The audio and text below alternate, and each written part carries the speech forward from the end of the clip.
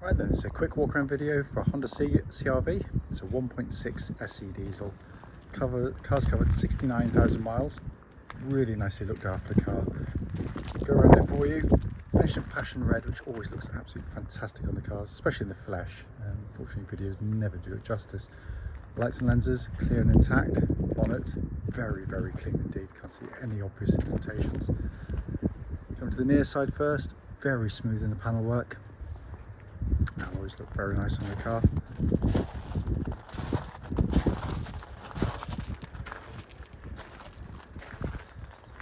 Back, very nice and clean.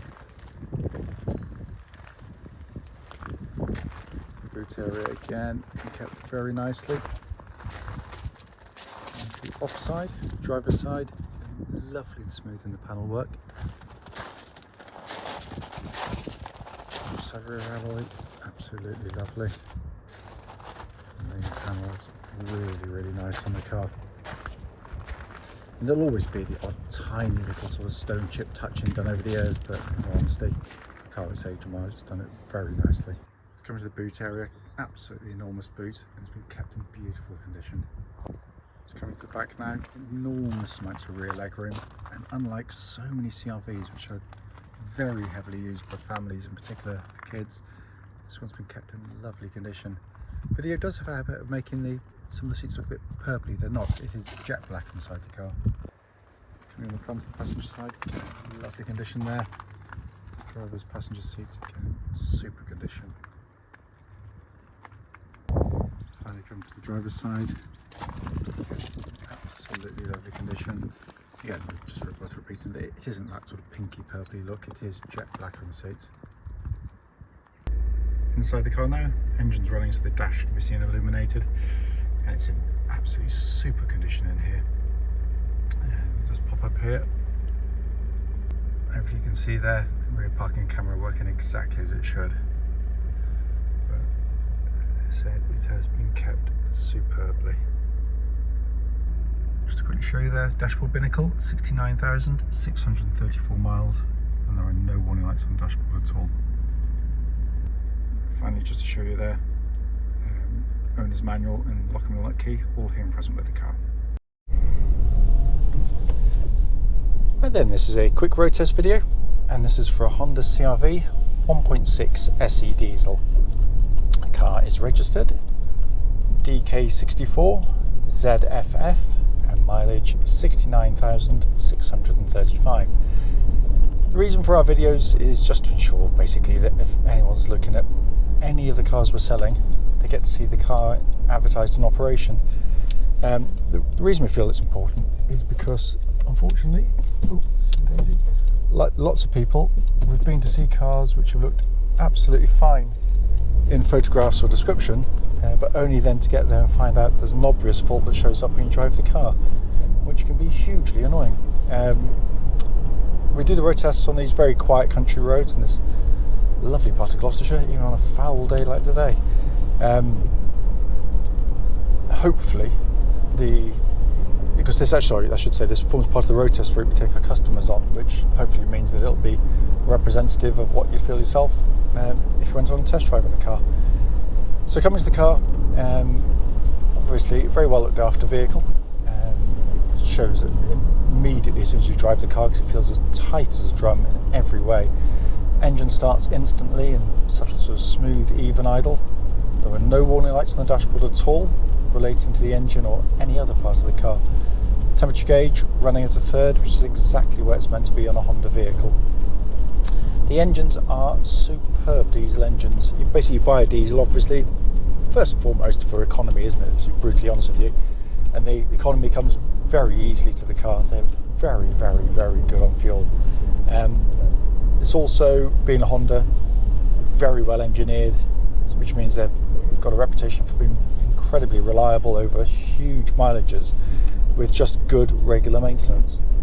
They are cam chain driven, so there's no cam belts to worry about. I can't believe that manufacturers still use cam belts, but that's by the by. But more than that, actually, it's just how nice the car is to drive day in, day out. You know, you might think it was only a 1.6, is that enough? Definitely is. Fourth gear now, uphill, put your foot down, and it really gets gets up and goes. But it's also smooth, quiet, refined on the move, especially on a cruise. Only noticeably really a diesel at very low revs and low speed, which even Honda can't engineer that out. Engine then feeds into the clutch and into the gearbox. Clutch in the car, perfect. Bite point's exactly where it's meant to be. It's nice and smooth. Gear change is an object lesson into other manufacturers and how to do a good gearbox.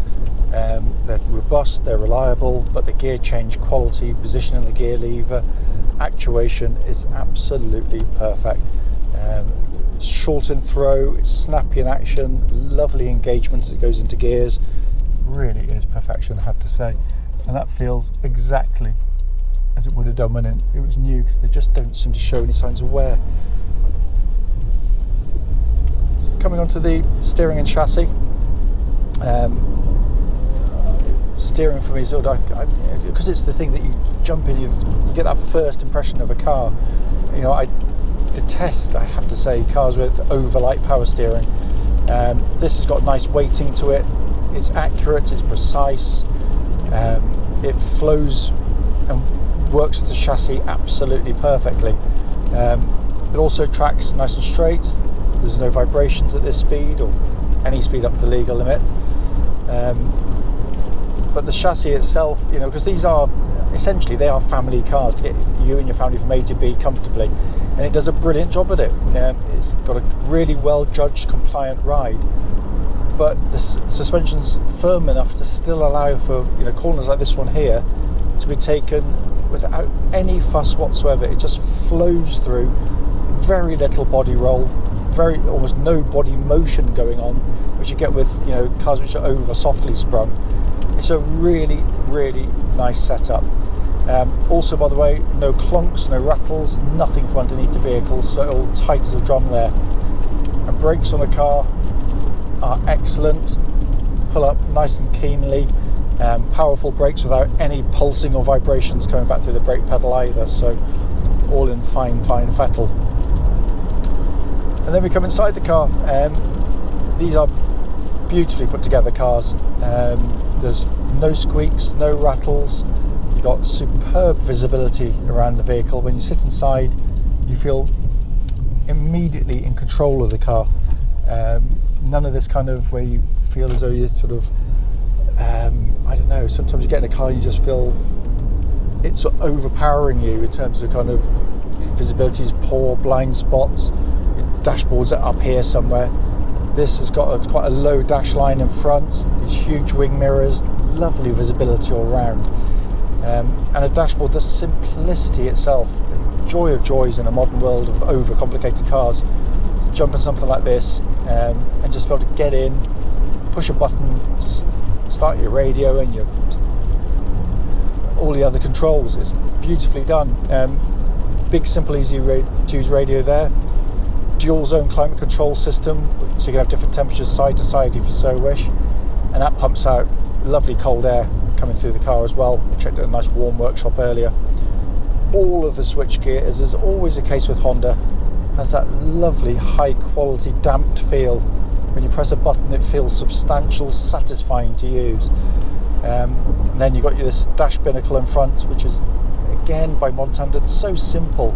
White on black dials, easy on the eye, take the information in instantly. And then you've got this lovely leather bound steering wheel, which, like the rest of the interior, is in superb condition. It really is. It's been beautifully looked after, this car. I can't fault it in any way. It drives absolutely beautifully.